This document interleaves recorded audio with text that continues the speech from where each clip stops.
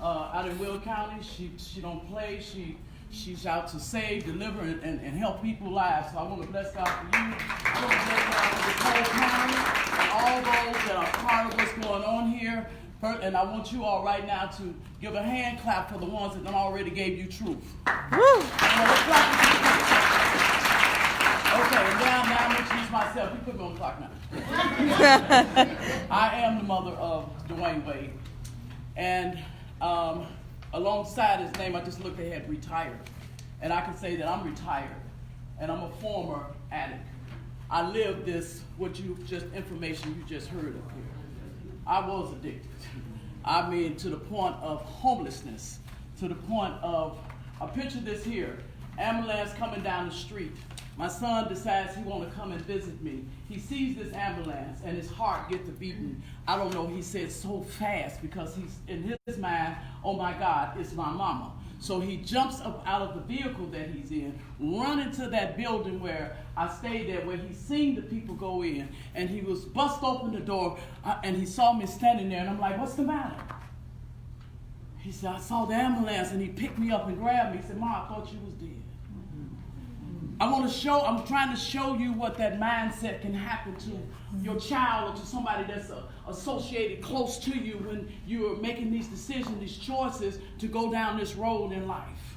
Like she said, it'll come from an addiction. I mean, you done got injured, so it'll come from that there. Now you got to take this pill. I was on pills before I was on heroin. I did cocaine. I don't even know why I'm here today. I'm in my right mind as best as I could be, and I bless God for that because of the road that I did travel. Amen. I gave you all this here blue sheet. And I gave you the blue sheet because I asked a 12-year-old, I said, give me some words that can be meaningful where I can really be able to bring this thing home. And so I wanted the acronyms of opioids. And in the first part, you see negative. Negative. These are two scales. It was a negative and it was a positive one. On the negative scale, everything in there that 12-year-old sent me was for me. Everything was me. I was like you all. I had a dream. I wanted to be a teacher. I wanted to be a psychologist. I was going to get married. I was going to have kids. I was one of my mom's smartest kids. But I made a choice and I made a decision. When somebody said, try this, I tried it.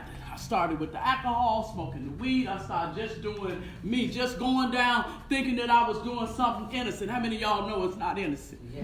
And it's not fun? Yeah. The fun and the pleasure eventually, it rounds up and you become now a person who's really just part of the streets.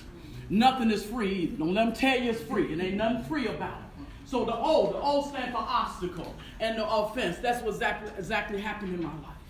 Many obstacles that I used to try to go over, I wasn't going over no more.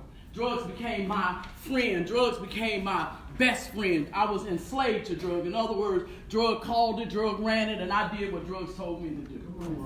P means pain, penalty, poison. Not the pain that I caused myself, but the pain that I caused the people that loved me, the people that believed in me, the penalty that I paid for, being really losing myself in the midst of everything that was going on. And the poison, that's all it became. It became poison. It became poison, and that's when I took the dive. I didn't get up off the pills because I knew the pills, they started making me feel good. So I stayed with the pills a little bit, and then after that, now you can't get it from the pharmacy or your doctor no more. Now you got to go to the illegal. That's the I. Yes. Now you're going out there and you're looking for that stuff.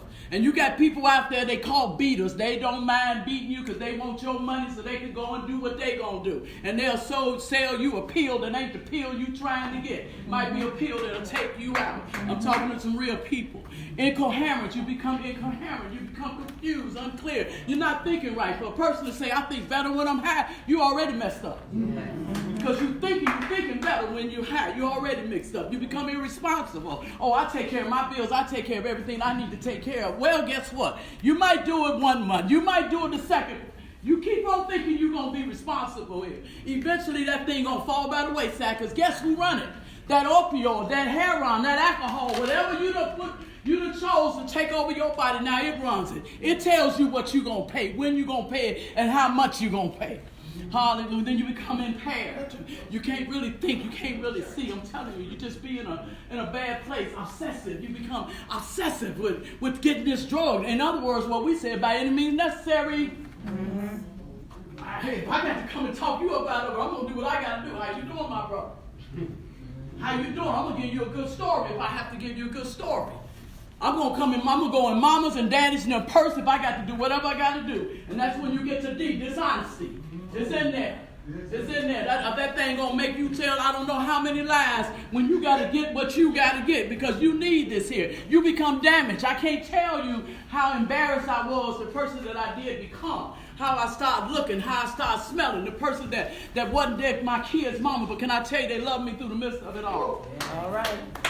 It's very destructive. S said it's self-destructive. I was self-destructive. I was doing me. I didn't care how people thought. That thing sneaked up on me and I became whatever the world said I was supposed to be. I was scary. People didn't know that I used to sit in abandoned buildings and I used to pray, God, help me to get up off of this thing because I didn't like that I became nothing.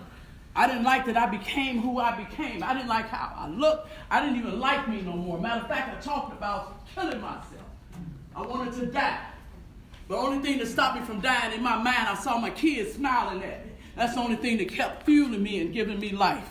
And the struggle that goes on with it. I know my time is short. I'm going to go now to the next scale, the scale of being positive. Because I made that decision. And it's a decision making. That's for some of you all who are in your parents' cabinets right now, and you shouldn't be in there taking nothing. That's for some of you all who going to try your little weed. Don't try a little weed. Or if you done tried it, you got to make a decision that I got to stop. I got to come out. If you done already got in it, you got to make a decision to come out of it because there's another end to it. There's a positive end to it. And because I made that decision, I'm telling you, opportunities started opening up. I had to tear myself in. I was actually running away. I ran away from a prison bit. I was out there 4 years, 9 months, 6 days. Didn't know it until they locked me up. But I turned myself in. And that's when the opportunities came. Doors started opening, and I started walking through. See, because God had a bigger plan. That's when God decided to take my son to the NBA. And God wanted me to be a certain way. Because God was going to use my story. God was going to use my life. God was going to set that platform. And I was going to stand up on it. And I was going to tell the damn world that you need to stay up on this foolishness here. What happened is, since the opportunity came, God gave me a pathway. Now I can walk, I can talk. Y'all heard me say, Pastor Wade? Did I tell you I was a pastor? Leading all people? A pastor, God gave me an opportunity, a responsibility to talk to other people, to talk to other people's kids, to take the abuse, to take the misuse, the ones that I hung out there with. I know I can identify with them here. God gave me insight. I got some heavy insight today. I ain't scared of none of y'all. I ain't scared to tell y'all the truth. I ain't scared of nobody's kid. I ain't scared to be there to let you know I beg you to save your life. I would beg you to save your life. I'm begging you now. We all begging you now. Don't do it. Don't go in that door. I know I'm going over a little bit. She told me to go in. Determination. You got to be determined to do this thing. You got to be determined to finish your schooling. You got to be determined to do whatever whatever your parent is telling you to do to stay clear. Even if your parent doing drugs, you got to be determined to pray for them, pray them off of that stuff, but don't let it turn you around and have you to do what they do. Amen? And then I'm going to do my last thing, a secure future. I'm good today. Woo! I'm good today. And it's not only because of Dwayne Wade. Trust me. It's not only because of him, because I even told my own son, love him dearly, he'll tell you. I said, son, let me explain something to you. You're not mama's source. You're just a resource that God chose to use to be able to help me to be able to do the things that I was originally born to do. So you got a secure future. It's all about you protecting and saving your mind. My name is Jolinda Wade, and that's the end of my story.